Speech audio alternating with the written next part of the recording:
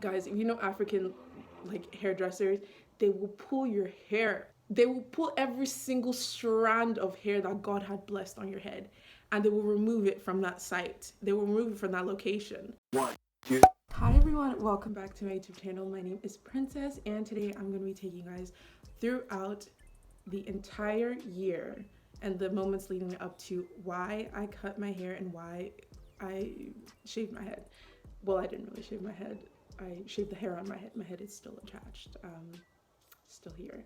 Today, I'm gonna be taking you guys throughout the entire year since cutting my hair. I cut my hair freshman year, spring semester, 2019. So May of 2019, last year, a whole year ago, I shaved my head when I was in my dorm room. I just took scissors to my hair and I cut it. Some may say it was a fit of impulsivity. I've been waiting to make this video since May hit because I was so excited to see the comparison of my hair back then and how much it, grew. So I will be putting pictures. Some of the pictures I look busted, crusty, dusty, musty. I had just woken up and I just took the picture and I still have like my glasses lines in my face, but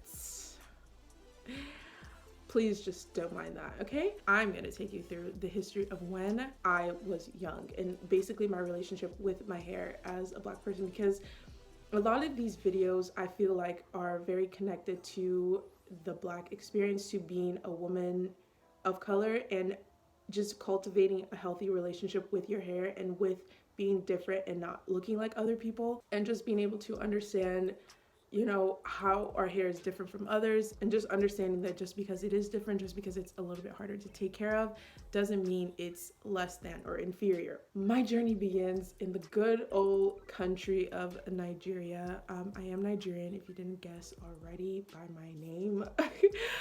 But as early as I can remember, a lot of my relationship dealing with my hair was just kind of like, it was just annoying. It was just, I had to get out of the way. I honestly didn't pay attention to my hair until like 2 years ago, honestly, because I knew nothing. When I was in Nigeria, we did a lot of braids, a lot of cornrows, a lot of, braiding the hair up into like that type of bun. I forgot what it's called. I'm so bad. Doing a lot of that, a lot of beaded braids, a lot of weaves, a lot of sew-ins, a lot of those like tiny ponytail clip-ins that you clip onto your hair. And then when I came to America, and even before that, my mom used to relax our hair. I remember this one time when our hair was, me and my sister, was kind of long. Am I long? I mean this, because honestly it never grew past this for me.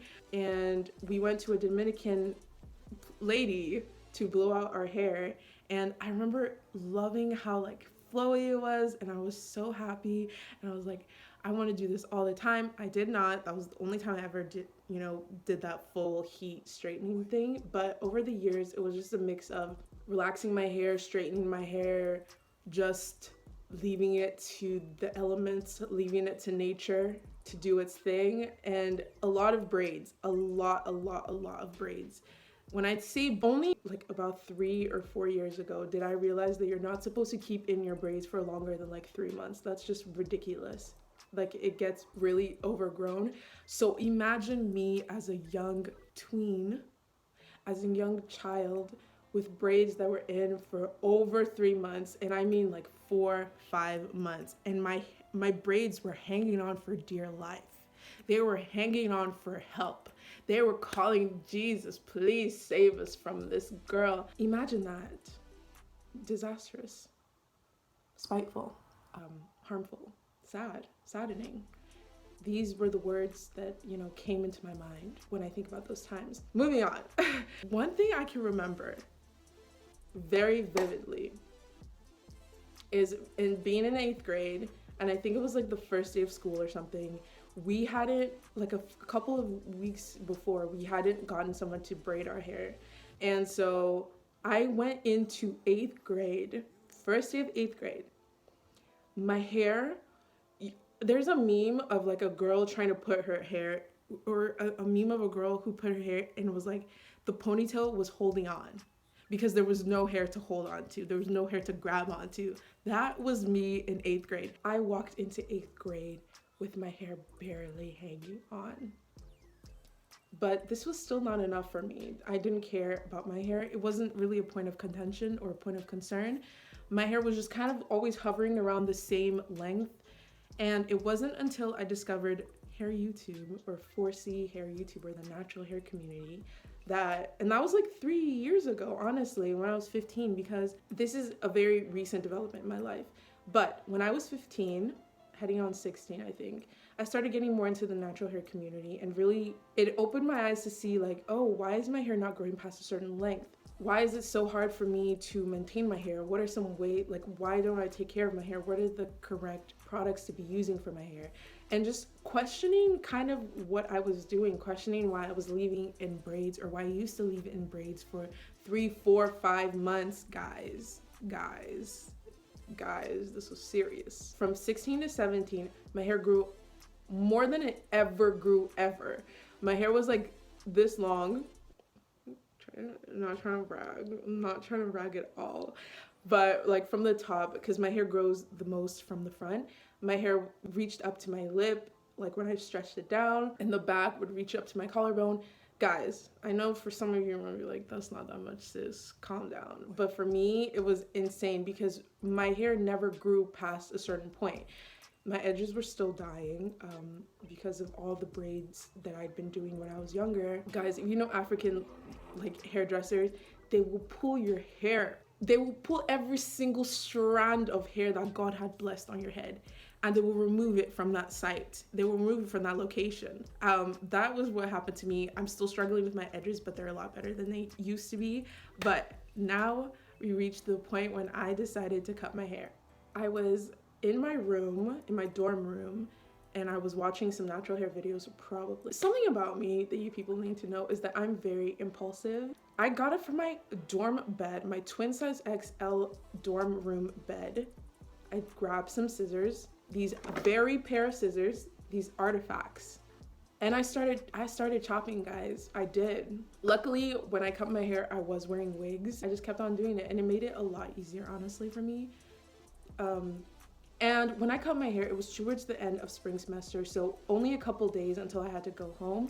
And so when I went home on the 16th of May, that's when I went to an actual, hairdresser, and I was left with nothing.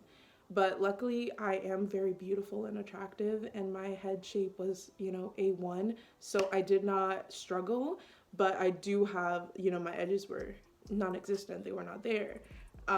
So that was a little bit difficult, but I was staying at home. It was summer vacation, and I had wigs, so I was perfectly fine. So I was always wearing wigs. I was always covering up my hair, scarves, whatever. If I had to go out, I never went out with my hair shaved, which sucks. I mean, later in my life, I do plan on shaving my head again. So it's, when that time happens, I'll be more experimental with how I do all that stuff.